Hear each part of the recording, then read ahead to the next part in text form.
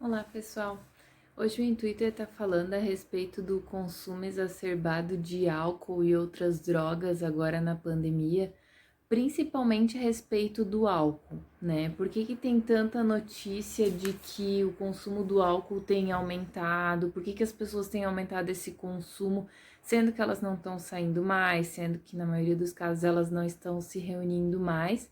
E como isso pode se tornar um vício? A partir de que momento as pessoas devem começar a se preocupar com isso, né? A título de informação, o nosso cérebro, ele aprende cada vez que a gente tem uma atitude, que a gente faz uma atividade diferente, o nosso cérebro, ele aprende por meio de associação. Então, um exemplo, né? Toda vez que eu vou em determinado barzinho, eu bebo determinada bebida que tem nesse barzinho, né? Então eu vou num bar que tem vinhos e eu sei que lá vai ter o vinho que eu gosto, particularmente eu gosto de vinho, então eu tô usando esse exemplo. Mas, então nesse barzinho vai ter o vinho que eu gosto, eu vou pedir esse vinho então para eu poder estar usufruindo dele, né? O que acontece? Eu associo a imagem desse barzinho, a companhia que talvez eu esteja nesse dia que eu bebi esse vinho, então vou associar isso também ao vinho, ao beber o vinho nesse barzinho. E aí, todas as vezes que eu passar na frente desse lugar, eu vou lembrar que era o lugar onde eu tomava vinho, né? Então, vai me dar vontade de parar para tomar um vinho, vai me dar vontade de convidar aqueles meus amigos. Isso a gente chama de estímulo externo. Quando eu tenho uma aprendizagem de que determinado lugar, determinada situação me levou a consumir um determinado de substância, né? Um determinado tipo. Então, meu cérebro aprendeu que aquele lugar tem aquele vinho. Então, a rota de que eu vá fazer isso mais vezes, ela fica mais fixa no meu cérebro. Eu aprendi isso. A partir do momento que a gente está numa pandemia, que a gente está dentro de casa, a gente começa a ter rotinas dentro de casa, ficando mais tempo em casa, e essas rotinas também vão sendo aprendidas, né? Então, assim, eu vou assistir um filme no Netflix, tá? Uma noite fria, eu vou tomar um vinhozinho. Eu aprendo com isso, eu ensino o meu cérebro que noite fria mais Netflix é igual a vinho.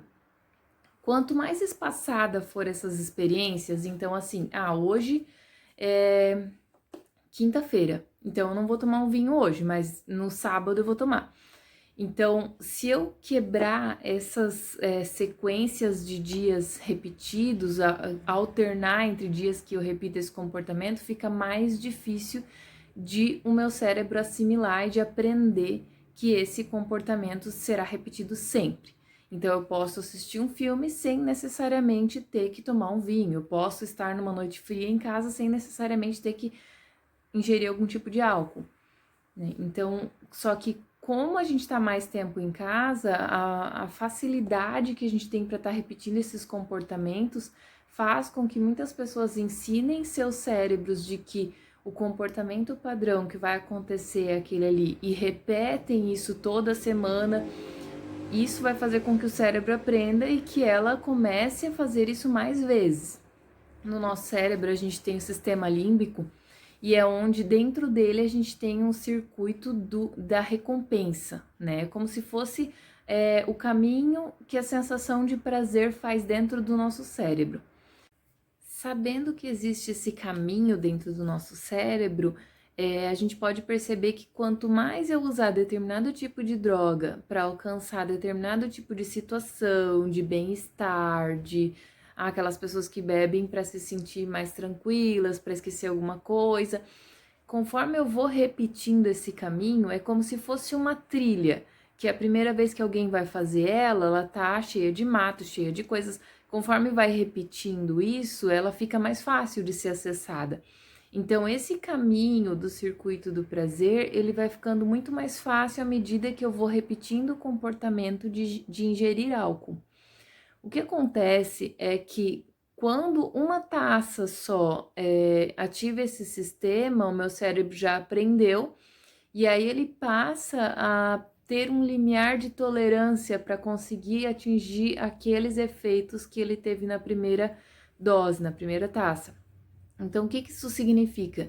Que ao longo do tempo, uma taça não vai ser suficiente para me fazer me sentir relaxado como na primeira vez que eu tomei aquela taça. E aí eu vou começando a precisar aumentar as doses disso.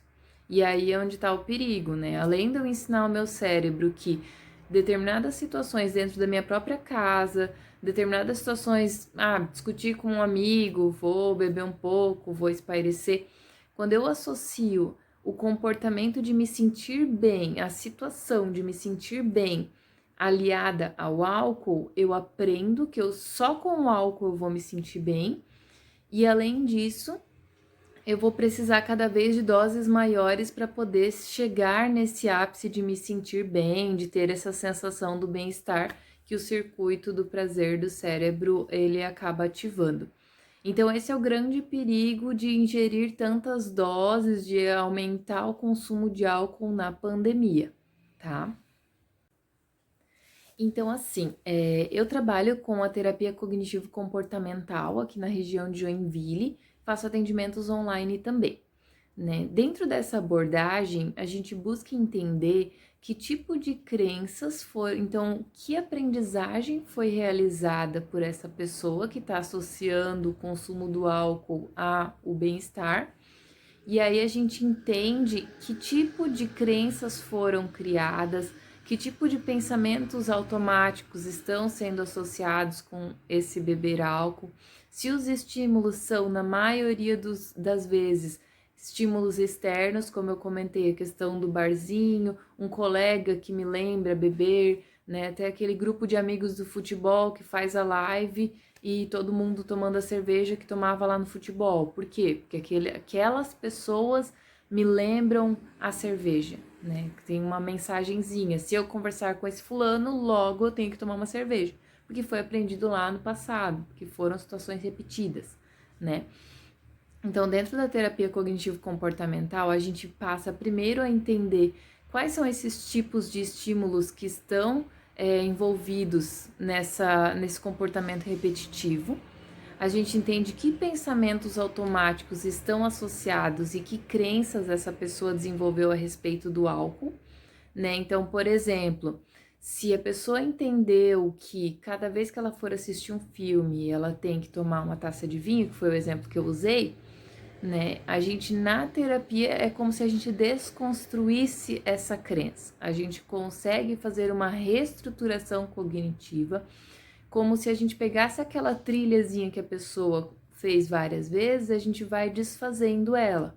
A gente vai entendendo que a sensação de bem-estar, ela está aliada a outras coisas. Está aliada, por exemplo, a ficar quentinho com o cobertor na frente da televisão, a conversar com um amigo, a fazer alguma coisa, sem necessariamente estar ingerindo álcool. É como se a gente separasse a ideia de prazer que está grudada na ideia do álcool. A gente consegue colocar o prazer em outras situações que não necessariamente grudada na ideia de que ter que ingerir o álcool para poder chegar nessa sensação, certo? Então, a terapia cognitivo-comportamental nos ajuda nesse sentido, fazer trilhas mais saudáveis, né? Claro que a ideia aqui não é dizer quem tá certo, quem tá errado, né? Até porque, como eu comentei, eu também tomo, né, minha tacinha de vinho, mas existem dosagens, né, gente? Existe a questão do controle. Quando você se acostuma com um padrão de comportamento, quando você cria uma crença, quando você cria esse padrão, fica muito difícil conseguir voltar atrás e desfazer isso. E aí é onde é necessário muito tempo de terapia. Então, se você percebe que você está começando a repetir um tipo de comportamento dentro de casa, ainda mais na pandemia, então dá para tentar achar estratégias para mudar isso. Como eu falei, começar a espaçar mais as vezes em que se ingere esse álcool, começar a tomar atitudes mais saudáveis, questão da alimentação, questão de exercícios físicos. Não tá dando para sair em algumas regiões, então faz dentro de casa mesmo. Lembrando sempre que o nosso corpo, ele é muito importante, ele é o nosso templo sagrado. Então, se cuidar, mesmo dentro de casa, fazer o que for possível, cuidar da saúde mental e lembrar que o tempo todo a gente está ensinando o nosso cérebro.